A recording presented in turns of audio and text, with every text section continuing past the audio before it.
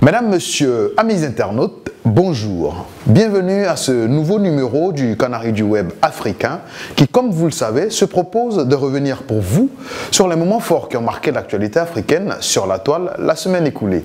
Tout de suite, un sommaire. Cette semaine, dans le Canari du Web africain. En France, au moins 84 morts à Nice dans un drame survenu au soir de la fête nationale.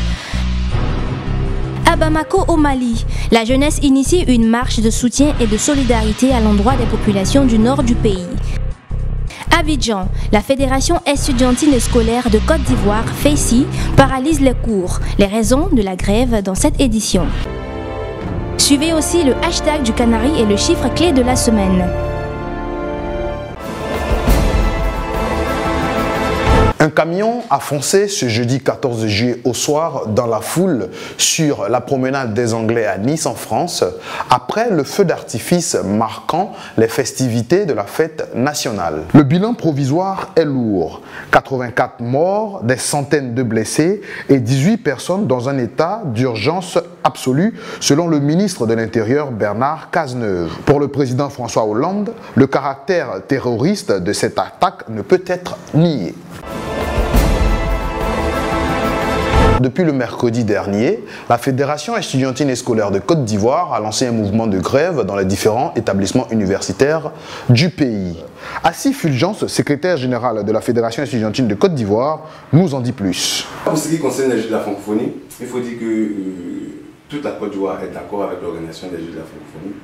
Même les étudiants, même Assis Fulgence que je suis, secrétaire général de la FESI, ou nous, tous mes camarades, nous disons que nous sommes d'accord avec l'organisation des Jeux de la francophonie. Mais le véritable problème qui se pose, c'est le fait que pour ces Jeux-là, c'est seulement les étudiants qui vont payer le lot tribut.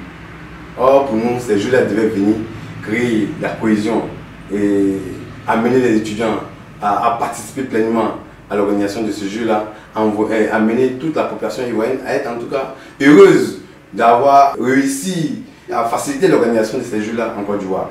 Mais on ne peut pas comprendre que pendant la période des cours, on demande aux étudiants de quitter les résidences universitaires au profit des athlètes. Nous disons non. Quand la FESI prend une décision, une position, elle propose en même temps des solutions. C'est en cela que nous avons dit qu'il était intéressant pour nous d'inviter nos autorités à aller réhabiliter les cités de Poboué. Poboué n'est pas loin de la mer. Voilà, il y a la plage à Poboué et nos athlètes peuvent en tout cas bénéficier de cela. Voilà. Et donc nous avons, l'aéroport n'est pas loin de Poboué, bien évidemment, ça va faciliter certaines choses. Donc nous avons demandé aux autorités d'aller réhabiliter les cités de Poboué, aussi réhabiliter les cités d'Adjamé et d'Abobo, qui allaient permettre aux athlètes d'être logés convenablement. Et je le dis, cela allait apporter une plus-value à l'université, ou bien au monde universitaire. Mais quand on s'obstine à vider les étudiants, et puis amener ces étudiants dans la rue, parce qu'on doit pouvoir loger les athlètes, moi je dis non. Des associations de jeunes, majoritairement de Gao, ont organisé la semaine dernière une marche de soutien et de solidarité à l'endroit de la jeunesse des villes du Nord afin d'attirer l'attention de l'opinion sur les menaces qui pèsent sur les libertés individuelles chèrement acquises à la suite de la révolution du 26 mars 1991. Présent à la manifestation, le Conseil national de la jeunesse du Mali affichait des slogans rassembleurs. Le CNJ invite la jeunesse de Gao à la retenue, au calme pour l'intérêt supérieur de la nation. À Niamey, la justice a condamné ce mardi 12 juillet 7 militants de l'opposition à 1 an de prison, dont 10 mois ferme. Ces opposants ont été reconnus coupables d'attroupement armé lors de l'accueil de leur leader Ama Amadou à son retour d'exil le 14 novembre dernier. Les prévenus, dont l'ex-ministre de la Santé, sont écroués depuis 8 mois. Karim Wade, fils de l'ex-président sénégalais, a été gracié par le chef de l'État par décret le 24 juin dernier. Dans une analyse, Les Camara revient pour nous sur les contours de cette libération. De mon point de vue, la décision était déjà prise. Ce qui restait, c'est les modalités de la faire accepter par l'opinion. Et comme l'on sait le dévouement des Sénégalais, la dévotion des Sénégalais à l'endroit de leur chef religieux, évidemment, ces guides spirituels étaient les relais les mieux indiqués pour faire accepter sans trop réfléchir une décision qui était quand même assez surprenante. D'autant que, autre rupture dans le discours du président de la République, jusqu'ici, quand on lui demandait de libérer Karim Wade, son argument était que il est lui l'exécutif et qu'il ne peut pas franchir le pas, enjamber la façade qui le sépare du judiciaire. Maintenant, on a vu que manifestement il a préparé le terrain puisque les magistrats ont déjà dit nous on a fait notre part du travail, le reste c'est le président. Nous avons jugé et condamné, point barre. La revue du web pour cette semaine, c'est terminé. Recevons à présent Marina Deli pour le hashtag du Canari.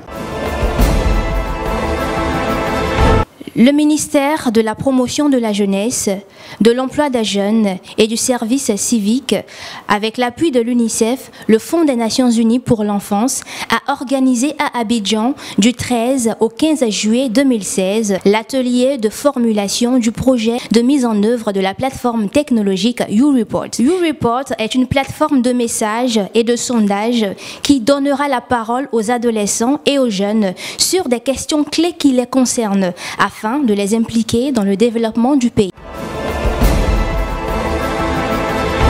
Le chiffre clé de cette semaine est en rapport avec l'économie. Cap sur le Sénégal pour parler chiffre clé. 80, c'est le chiffre clé de cette semaine. Le montant injecté par la Chine dans l'économie sénégalaise par an est de 80 milliards de francs CFA. Les concours chinois au bénéfice du Sénégal portant sur les secteurs de l'agriculture, de la culture, du sport, de l'éducation et du transport s'élèvent en moyenne à 80 milliards de francs CFA par an, a indiqué le ministre des Affaires étrangères et des Sénégalais de l'extérieur, Mankeur Ndiaye. Vous devez croire en vous, même si vous êtes seul à le penser. C'est ce qui fera de vous un gagnant. C'est avec cette citation que nous refermons cette édition du Canari du Web africain. On se retrouve la semaine prochaine. D'ici là, restez connectés au réseau WebLogie.